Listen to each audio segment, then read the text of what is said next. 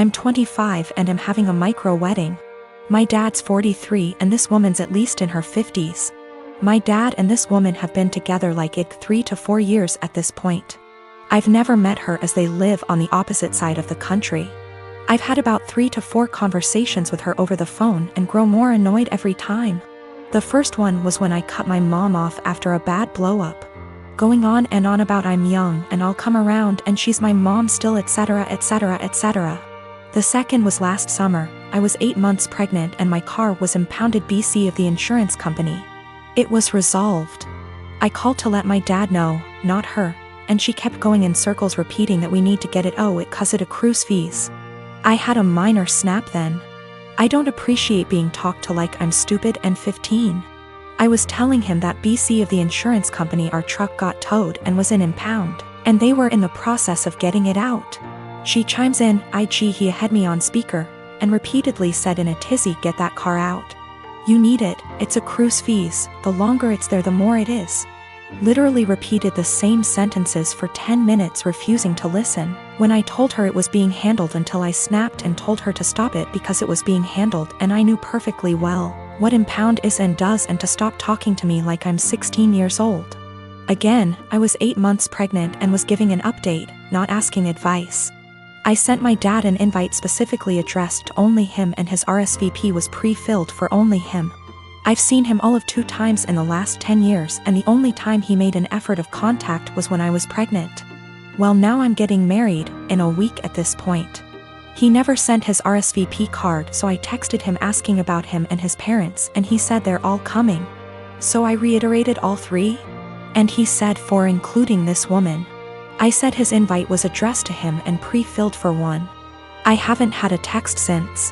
Not only is it my wedding, but my FH and I are announcing our 2nd pregnancy as well and I don't want someone who lacks boundaries there.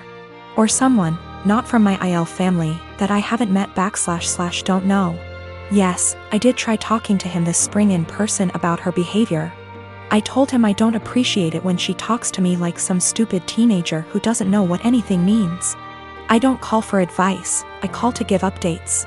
I didn't need or appreciate the consistent repeating of information I had made clear I already knew. He told me she's just motherly and I told him that's great for her. But I'm not her child, I'm not her friend, and I don't need another mother.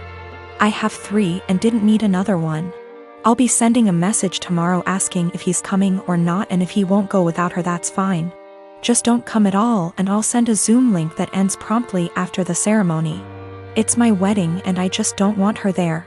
If he doesn't want to go without her that's fine, I'll send a link to the stream for those who couldn't be there. Me and Diamara, she is 12 years old, have had a rough summer. She's been more defiant than usual. I've been dating her mom Mara for 2 years now. 9 months ago, they moved in with me, Maple. Both Dio and Mara have an on-again / off-again relationship with Dio's dad, Dionysus. He's pretty much never paid child support, comes and goes as he pleases into Dio's life. Typical shitty-ass part-time dad. I've tried to fill the dad role in her life, while still understanding boundaries, taking things slow, etc. This summer Dionysus decides he wants to be a real dad and takes Dio in for a month. Good for him, not my business, and Mara agrees. When Dio came back home because school started she was a lot different. Really mean to me, very dismissive. A few days ago she got caught shoplifting at the mall. Security took her in then called Mara, who didn't answer, then called Dionysus, who didn't answer, and finally me. I answered. They told me I had to pick her up or she'll be handed over to juvenile. I didn't say anything to her while I picked her up. I apologized to security, apologized to the store. I even tipped the security guards plus the store employees because it's up they had to deal with that. I assured them Dio would be punished appropriately. I'm speaking to her in a strong, affirmative voice while we're in the car. Not yelling, but in a fatherly tone, I suppose. I'm telling her how up it is to steal, and how I don't. With thieves, and how I absolutely don't voluntarily. with any kind of police, so I don't appreciate any of this, nor will I accept it in my house. She snaps back that I'm not her dad, so don't ever tell her what to do. From now on, if I want to tell her something, I need to clear it with her real father first. That killed my soul. For the past year or so, I've treated her as my own daughter. I've paid for their housing, I've paid for her mom's car, her schooling, her food, everything. Her bio dad dropped $100 check off one time in the past year.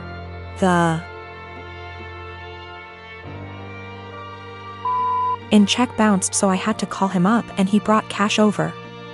I told Mara about all of this. She was appalled at what Dio said, but she never made Dio apologize because she's not wrong, you're not her dad. A couple of days later, Dio asks me for some money to pay for her uniform / accessories she needs for a sport she's involved in. I say, go ask your dad. She scoffs and says her dad doesn't have the money for it, so I have to pay for it. I tell her, I'm not her dad, so don't ever tell me what I have to pay for. She cried to Mara, who tells me I'm not being an adult about the situation. Mind you, I never received an apology or a thanks for our entire previous situation. Mara says Dio is a kid and I need to stop acting like a kid too. I always had good grades in high school, was home on time, cleaned the house, etc. I never had problems with my parents before this. I went to med school, still living with parents when I was 20. I dated someone who was 23. Dad was against this because B does not believe in dating people far older than you, so like don't date far from your own age. And says I cannot date Jay. Argument breaks out. Dad says it's his house, so either I agree or I move out. I say it's not fair as Jay has a job, goes to college, has future plans, etc. Dad kicks me out. Mom agrees with his decision. Little bro was only 14 at the time. I moved with Jay, his family was supportive, helped me with my college. I went to another college due to financial reasons. Finished my required years but still kept in touch with my lil bro years later. Me and Jay, with the help of his parents, got a small house. Like really small, but I'm happy with it. I ended up giving birth to a sweet baby girl. I let my lil bro know that he could come see her when he was able to. He came a few times. Today, bro came to see the baby and asked when I was going to let mom and dad see her since they wanted to reconnect. I said never and that I wasn't going to forgive them. Bro says I'm being unreasonable as they were just strict and trying to protect me. I say that's bullshit because dad shouldn't have kicked me out over age. Bro says I should at least let mom come because she didn't want to agree with it. I say mom was able to do something but didn't, but that bro's situation was different because he was only 15. Bro is upset because he says mom and dad regret their decision and just want to reconnect and that I am dragging this entire situation. I told him that if he thinks I'm dragging it out, then he can stay out of my life too. He's angry and says that I need to move on and that I shouldn't be withholding them from seeing their grandchild. I say that they disowned me and so have no grandchild from a daughter that doesn't exist. I don't hate my bro, and I kinda get what he is saying, but I just have a resentment for my parents. It's not like I had a baby just to put it against them, but my lil bro thinks I'm going to go die on a hill with them for something done several years ago, and it's petty. I want a relationship with my bro, just not my mom and dad. My husband and I, both in our early 30s, have been together for over a decade and made the decision to not have kids. I like kids, I have nieces and nephews, we just don't want them for our own reasons. He had a vasectomy, which only a few people know about. Our families are aware we don't want kids as they've asked this before during different major life events, our wedding for instance. We recently bought a 3-bedroom home with a nice yard in a nice area. Excited to show our new home to family and friends, major upgrade to our previous home, we hosted a housewarming. During the party, one of my sibling-in-laws, Alex, made a few indirect comments about all this space. And kids would love it in our house, etc. Eventually they asked point blank when we were having kids. I made a light-hearted joke about it, which is my go-to for this question. Oh, well, I like sushi too much to have to give it up for a pregnancy. Plus not drinking for pregnancy and breastfeeding? No thanks. I tried to make it very light-hearted and laugh it off. Most people just laughed along. That seemed to anger Alex, and I was told children are a joy, and a good mother puts her kids before everything else. I agreed, children are a joy, I like spending time with the nieces and nephews. And obviously I can't be a good mom if I chose sushi over kids, so I just won't be a mom, paraphrased. Still trying to brush it off in a gentle way because I'm not trying to start a fight by telling them to stop asking in front of everyone, because I know my tone will be seen as rude and abrasive. We move on. But Alex is still annoyed and making little comments in their group about how flippant I am about it and how when it finally happens, then I'll understand. My husband heard this and jokingly said, well, if she gets pregnant, that'll be a problem for the divorce lawyers. That seemed to piss them off more, but they stopped. With holidays coming up, we have not been invited to Alex's usual Halloween bonfire. When husband spoke to his parents, they told him Alex was annoyed we were so careless and callous about our child-free status and to say what we did, and they realized we had taken permanent steps to ensure we never had kids. That we know they had to do if to have kids, etc. And we are AHs to just not care. I feel bad because they did do if and lots of fertility treatments to have their kids. And even then they still had a few miscarriages. I can't imagine wanting kids and struggling to have them and then deal with miscarriages. But at the same time, I'm so tired of justifying living my life how I want. I feel terrible my joke was taken the way it was and that I hurt my IELTS. I truly never meant for that to happen.